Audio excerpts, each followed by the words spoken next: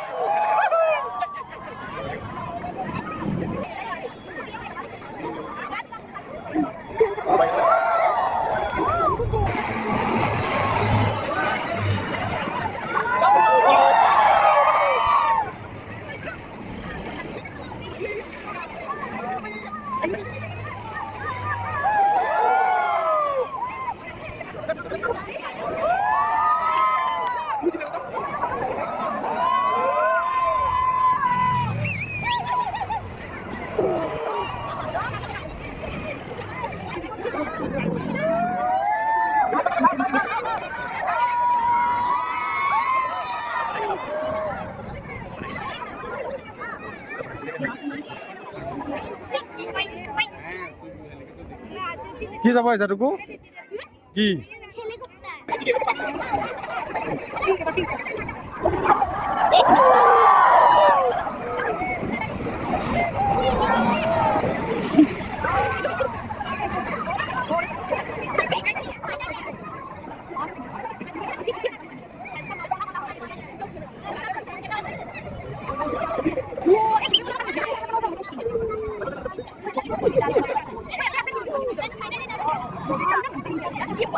সামনে না দিলে ব্ল্যাক এরিয়ার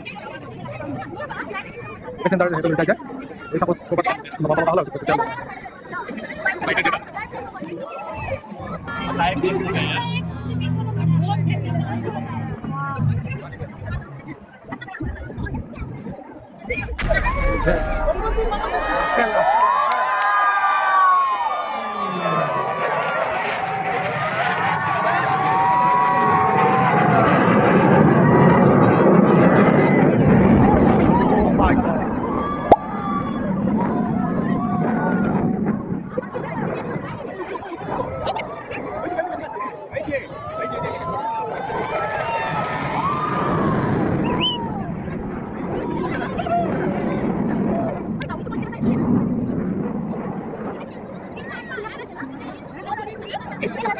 Aja boleh.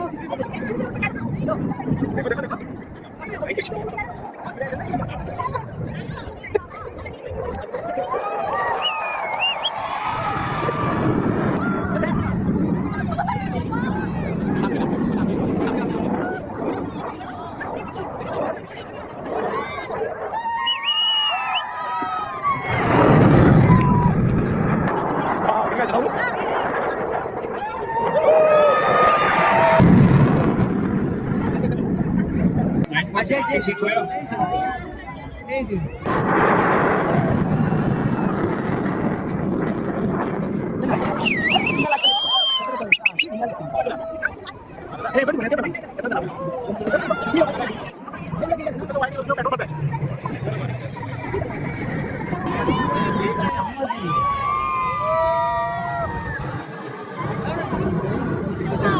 কেনেকুৱা লাগিছে মজা লাগিছে আইজে দি উপরে পড়ছে খাই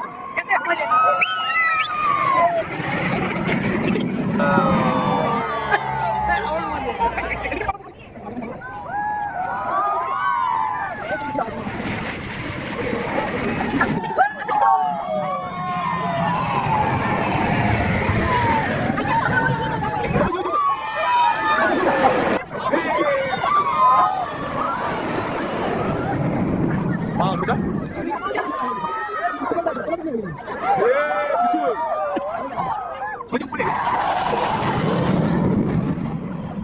Wow.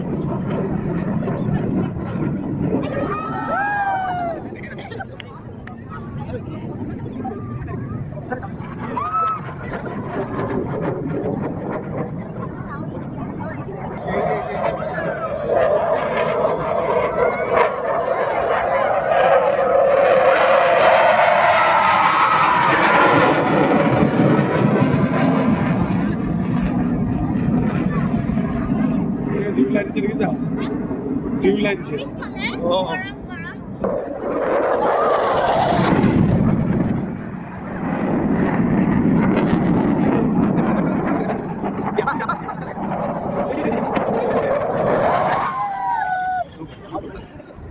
산 거, 이거 뭐 이거 없나?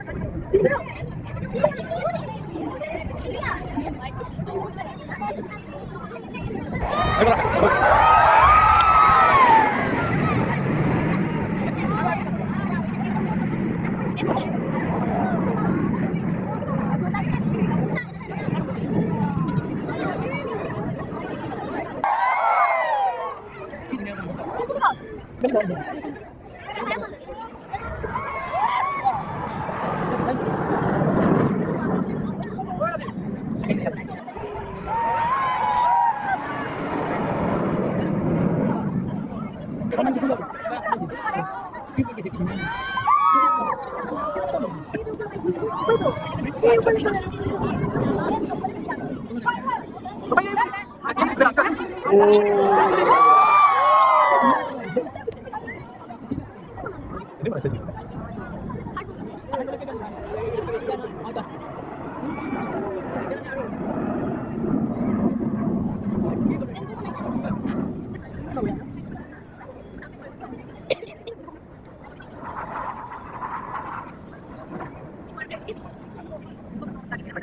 Ini pas.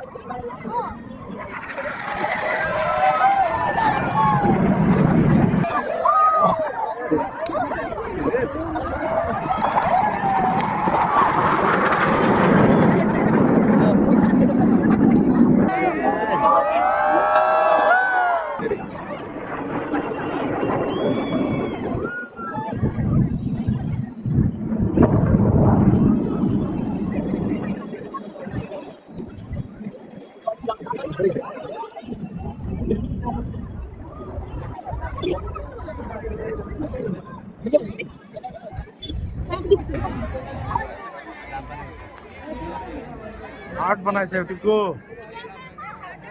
এটা হার্ট বানালে চেঞ্জ হ'ব আৰু এতিয়া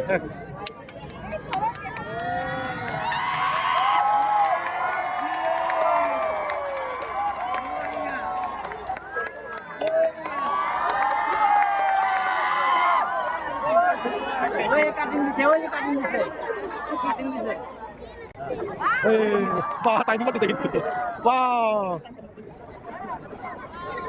স্টাৰ্ট দিছে ওকে ফিনিশ